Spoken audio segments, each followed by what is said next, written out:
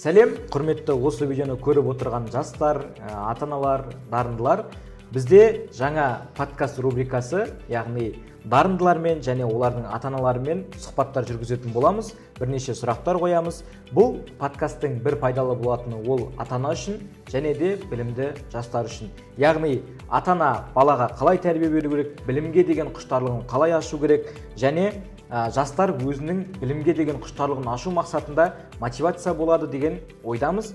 Ендеше подкастымызды бастайық.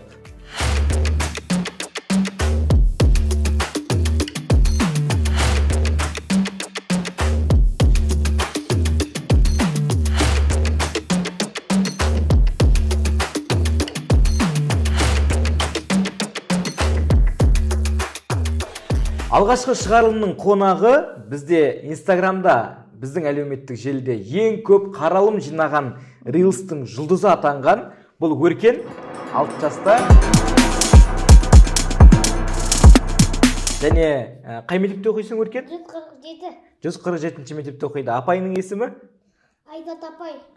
Апайларыңа, сыныптастарыңа сәлем жолдап қой. Сәлем. Және де бізде Өркеннің анасы. Өзіңізді таныстырып өтсеңіз көпшілікке, көрермендерге. Қайырлы күн, сәлеметсіздер ме барлықтарыңызға. Менің есімім Ақерке болады. Мен тарих пән мұғалім, негізгі мамандығым тарих пән мұғалімі. Әрі Өркеннің мамасы боламын, анасы боламын. Сол енді... Содан екен ғой, Өркен тарихқа жетік болып жүрген, ол кішкентайынан осы тарихқа құмар болды. Неше жасынан басталды тарихқа деген қызығушылық? Жалпы біз 4 жасынан бастап мен осы мектепке жұмысқа кірген болатым, жаңағыдай тарих пән мұғалім болып. Сол кезде мен кешкісін дайындалатым, енді оқушыларға дайындық ретінде. Мұғаліммен дайындықсыз бармайды, әрине кешкісін дайындаламыз. Сол кезде Өркен жанында отыратын. Өркен жатсайшы десем, жоқ, қараймын деп. Сол кезде мен дайындық кезінде видеолар қараймын, жаңағыдай тесттер жасаймын, содан ол ұғып алыпты. Одан ары мен өзім негізі ОБТ-мен КТЛ-ға дайындаймын негізінде. Сол кезде курстарға бірге барып жүретін Өркен. Сонымен артында отыра ғой, Өркен, сен қарап отыра тұр, мен тез курста мына оқушылармен бірге жұмыс жасап тастайын дедім. Сол кезде Өркен байқасам, сол жерде менің айтқаным бәрін ұғып отырған екен. Кейін осылай шайдың ішінде әкесі бәріміз отырмыз. Сол кезде айтып беріп отыр, анашым, сен осылай қазақ ханында осынша жыл құрылдың дедің ғой. Бізде мынандай хандар болды, мынандай екінші дүниежүзілік соғысы мынандай болды деп бәрін айтып беріп отыр. Сен қайдан білдің десем, сен айттың ғой, жаңағыдай түсіндірдің ғой деп тұр ғой енді. Сонымен мен содан білдім, баламды жаңағыдай тарихқа сол кезден бастап бейім екенім. Оған дейін білінді ме? Білінді, дарынды болатын. Білінгенде бірінші планеталар, яғни тылсым дүниелер қызық болды болған. Жаңағыдай біз қалай жер планетасына өмір сүріп жатырық дедік бұған. Ол планета дегеніміз не деген сұрақтан бастады. Ары қарай зерттегісі келді. Ол жер планетасы болса басқа планеталарда бар ма деген сияқты. Соны жаңағыдай кішкене немо карточкалар әкеліп бердік бұған планеталар жайлы. Сонымен ютубты қосуды біледі ол кезде. Сонымен ютубтыға жазып бер дейді. Сонымен жазамыз жаңа планеталар деп, сол планеталарды ютуб арқылы біліп отырды. Қазір тексерейік. Тарих дедік бірінші. Одан кейін география дедік. Тарихтан хандарды айтып берші. Біріншісі Керей, екіншісі Жәнібек, үшіншісі Бұрындық, Қасым, Мамаш, Тахир, Хақназар, Шығай, Тәуекел. Сосын Тәуекелдің баласы Есім, есімнен кейін Тәуке, Тәукеден кейін Абылай, Абылайден кейін Кенесары Қасымұлы. Ой, молодец. Кенесары Қасымұлы қазақтың соңғы ханы, иә? Ұбыт тапсыратын болсам да жаттап алыңдар. Осы сұрақ келеді тарихтан негізі. Менің есімде қалған сұрақ. Енді географияға көшейік. Географияны тексеріп жүрейік. Алғашқы қызығушылығы географиядан туындаған деп жатыр, материктерден. Айтып берші бізге. Материктерді айтып берші. Неше материк бар? 6 материк бар. Қандай?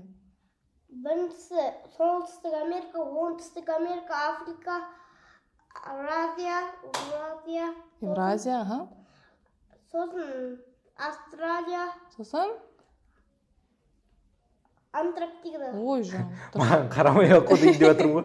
Мен білмеймін деп. Неше ғаламшар бар? 9 ғаламшар бар. Айтып берші. 9 планета бар, иә? Айтып берші. Біріншісі Меркурий, ең кішкентай планета. Үшіншісі айта бер. шолпан, ол орташа планета. Үшіншісі Жер, үшінші, иә. Одан кейін Германия? Марс. Марс, Юпитер, Сатурн, Уран, Нептун. Сосын? Плутон деген қашып кеткен. Неге бұрында Плутон бар ма еді не? Бар. Кейін неге шығарды?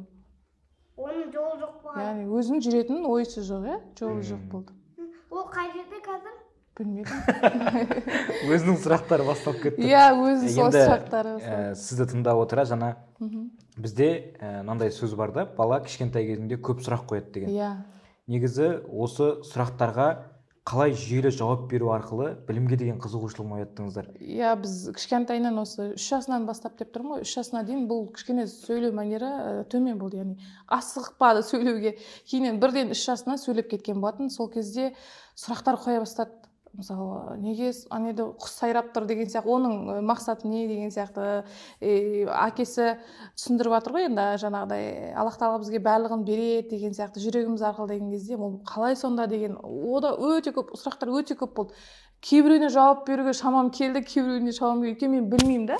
Қазірдің өзінде 6 жастарыма бана былай айтады, жүректің қызметіне, жаңа ішек қарынның қызметіне, өкпенің ішінде жүрек тұрады ғой, оның қызметіне деген сұрақтар қояды қазір. Қазір сондай құмарланып жүр жаңағы адамның ішкі ағзасы деген сияқты. Мен білмеймін ол жағын дейді. Сосын ол мен білем дейді. Мен биологияға қосылып жатыр. Иә, мен білем дейді. Ал айта қой десең, уже өзі айта бастайды, тамырдың мақсаты мынандай деп. Бұл неге де әкесінің үлесі де көп болды, себебі әкесі асықпай отырып түсіндіретін адам болды. Ол жағынан мысалы барлығын түсіндіріп берді.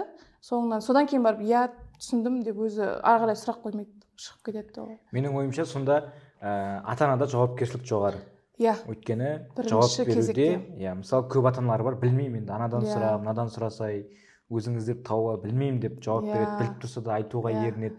Неге? Себебі күніне шамамен енді мен қателеспесем, статистика бойынша күніне 300-дей сұрақ қояды деп естіген бала кішкентай кезінде. Бізге өркен одан көп. Мектепке барғанша 300-дей сұрақ қояды деп естіген. Енді бізде көбінесе 300-дің ары кетсе бір 30-ына жауап береміз ба, бермейміз ба, ерінеміз ба. Өйткені бір сұраққа 1 минут жауап бердім дегенде баламен 5 сағат әңгіме айту керек болады. Иә. Бізде өркенде асықпадық сұрақтың барлығына толықтай жауап беруге. Жаңағыдай өзінің сұрақтары өте көп. Сұрақтың үстіне сұрақ қойып кетеді. Сонымен асықпай жауап берді. Өркен үйдің үлкені, иә? Иә, үйдің үлкені. Іні қарындастары бар ма? Қарындасы бар, 4 жаста. Одан байқала ма? Қарындасы жоқ. Байқалмайды, иә? Қарындасы бірақ өте жанашыр. Иә, жақсы көріп өркен жағдайын жасайды, иә, өркентай, иә? Ағасының жағдайын жасайды. Иә. Сол тек қана тарихтан ғана емес, басқа да дүниелерге өте қатты құмар. Енді биологияға қызығушылық кетір екен. Биология. География, Қазақстан тарихы, тағы да қандай қызығушылықтар, меңгерген қызығушылықтары бар? Меңгерген, оны ұлт зиялыларының барлығын біледі. Ұлт зиялыларын немен айналысқан жайлы, және мынау айтып тұрмын, музейлерге барғысы келеді, солай. Енді ол да тарих қой енді айтқанда. Енді басқа кітап оқыған жақсы көреді. Өркен, қандай музейлерге бардың? Кімнің үйлеріне бардың? Мен бірінші Ахмет Байтұрсынов мынандай музейге бардым. Қандай? Мынандай бұрынғы адамдардың заттары бар, сол жерде. Орталық музей, иә? Иә, орталық музей. Абайдағы. Иә, Абайдың бойындағы. Абай көшесін біліп отыр. Иә, соның бойында үлкен музейға бардық, иә? Сіздер негізі Шымкент қаласының тумасыздар, иә? Оңтүстік Қазақстан облысынан.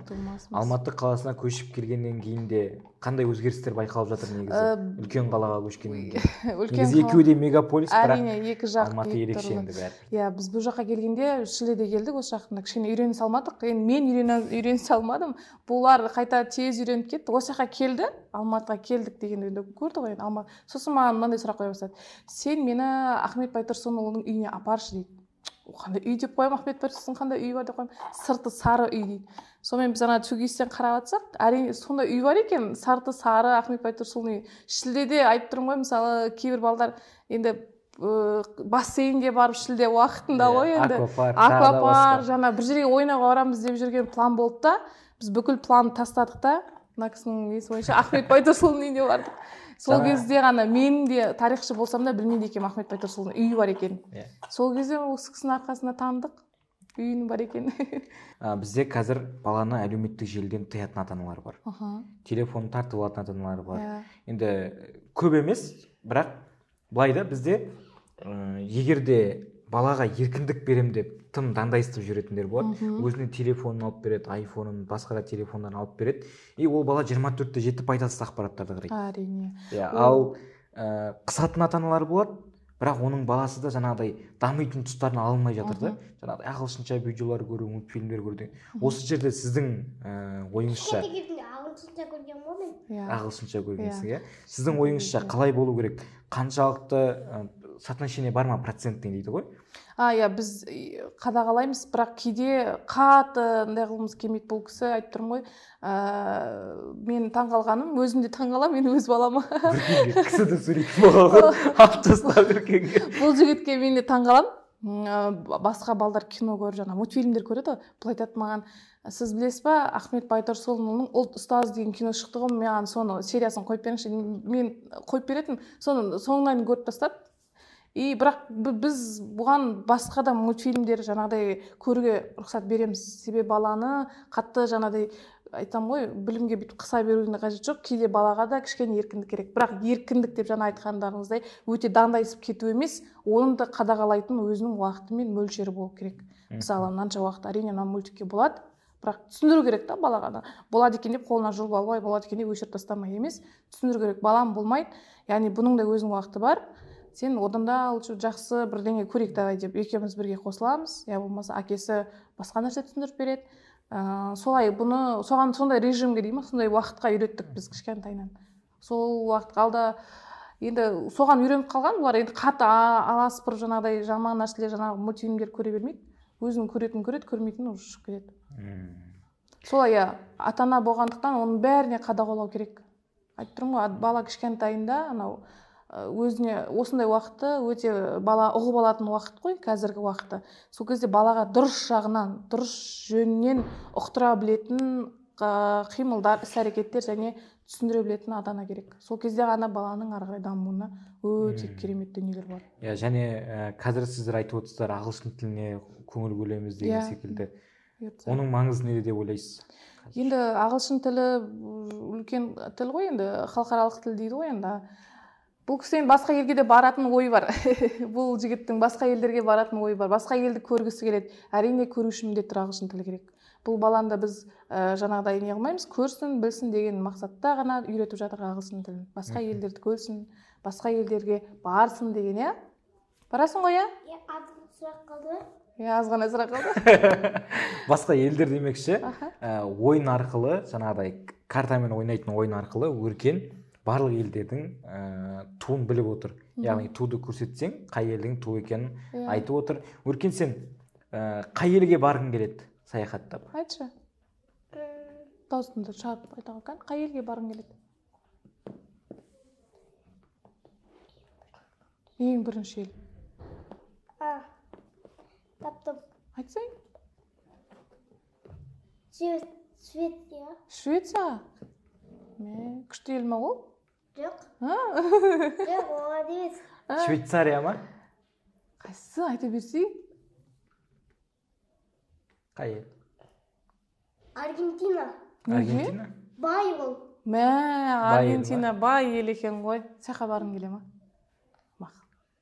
Бұл үшін ағылшын тілін. Аргентинада футболшыны танисың ба? Кім?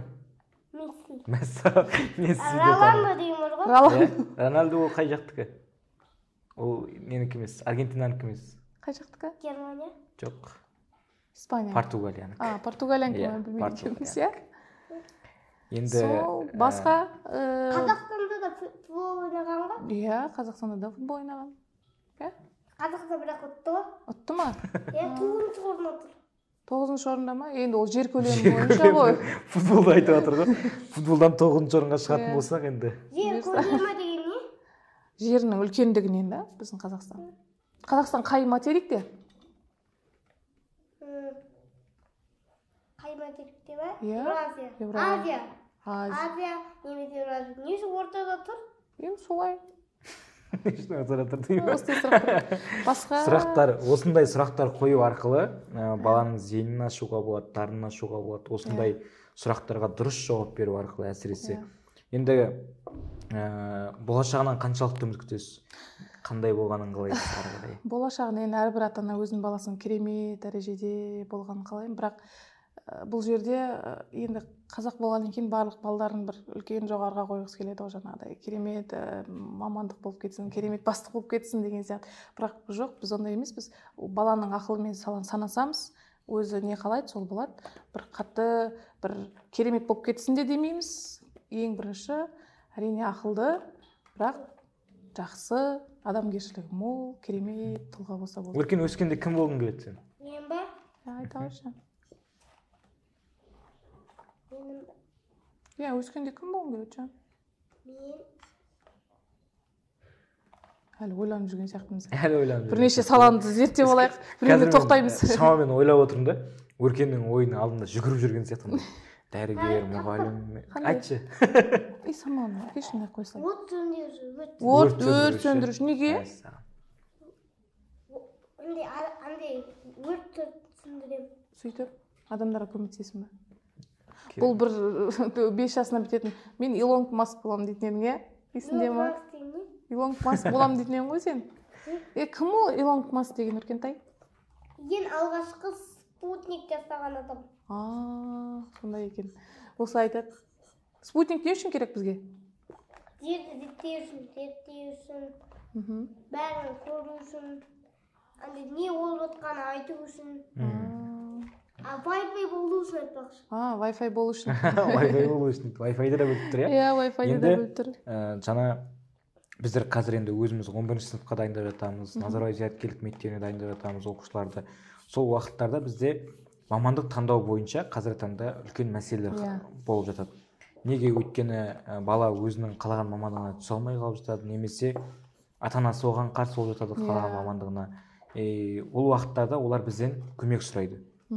Енді біз көмектесу барысында бірінші білетін ақпараттарымызбен бөлісеміз. Мысалға, ол грант саны, одан бөлек ол қандай университеттерде бар, және де оны таңдағаннан кейін қаншалықты жалақыға ие бола аласың.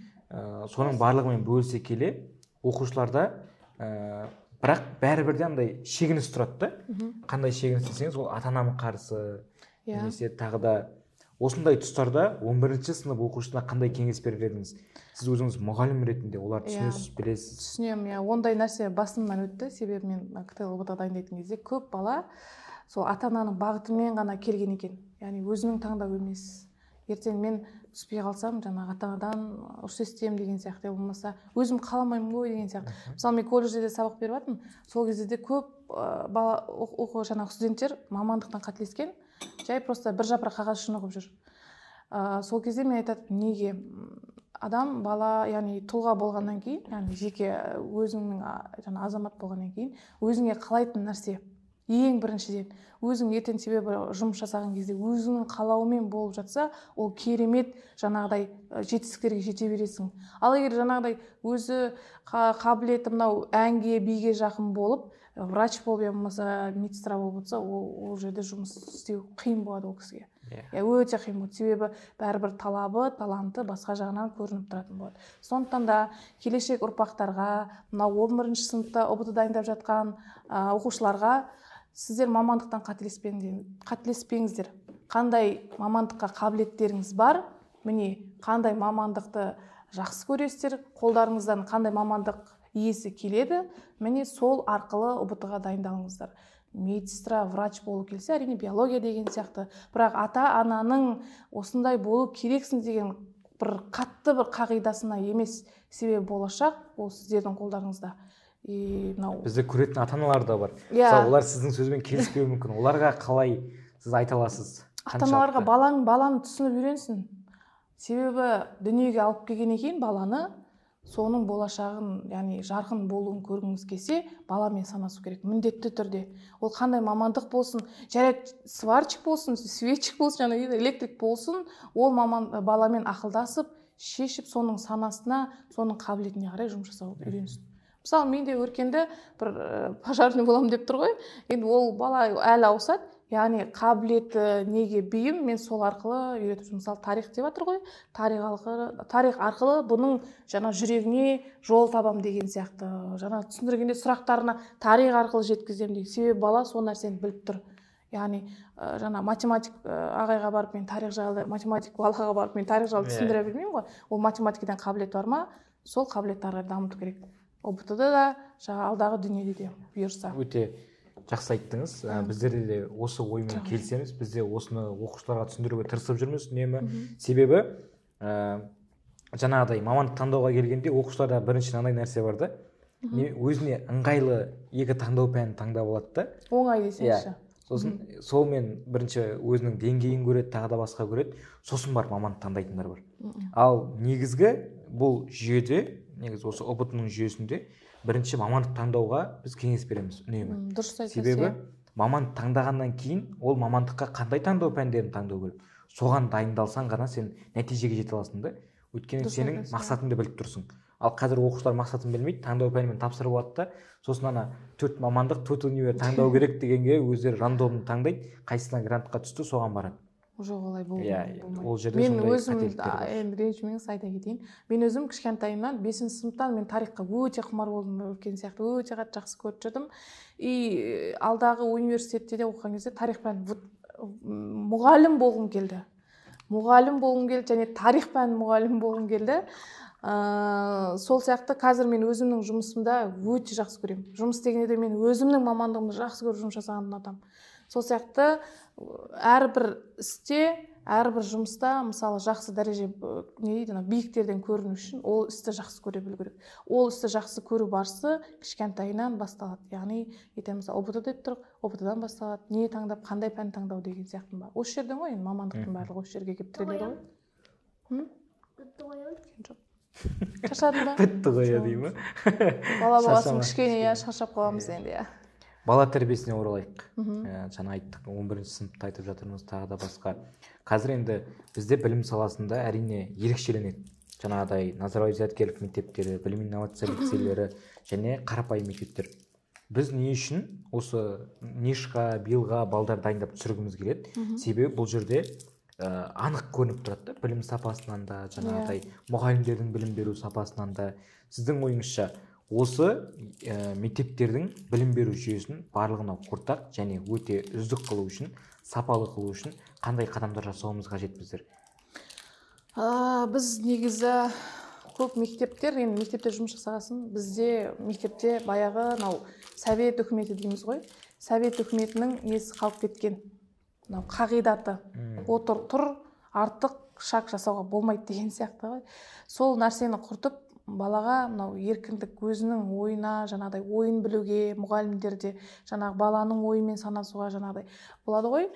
Бұрында біз енді не емес, кім қатал сабақ береді, сол апайдың сабағына ғана оқитынбыз да, жаңағы жай жұмсақ сабақ беретін жаңағы апайларға қатыспайтынбыз. Яғни бұл дегеніміз болмайды, балаға барлығы да әрі қатал, әрі жұмсақ, әрі дос ретінде болу керек, мұғалім ретінде. Мен сол нәрсені, яғни бұл жаңартылған бағдарлама дейміз да, бізде өтеді ғой, мұғалімдер жаңартылған бағдарлама, жаңартылған неден оқуға өтеді ғой, бірақ оны біз қолмен жасамаймыз.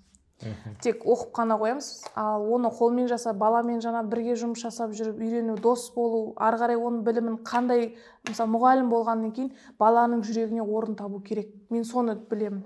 Және ол қандай жолмен болмасын. Дос бол, әңгіме айт, сұхбат арқылы өзіңнің жаңағы оқытатын үй тапсырмаңды беріп жібер деген сияқты. Жайлап жүрегіне кірсең, ол нәрсені меңгеріп кетеді. Сол нәрсені енгізгіміз келеді.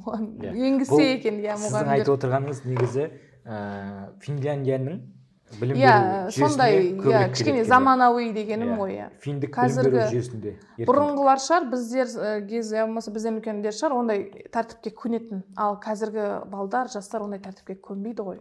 Қазіргі балдар, жастар жаңағыдай еркіндікті қалайды. Қоғам солай өсіріп келе жатқаннан кейін мектепте ары қарай соны жетелеу керек.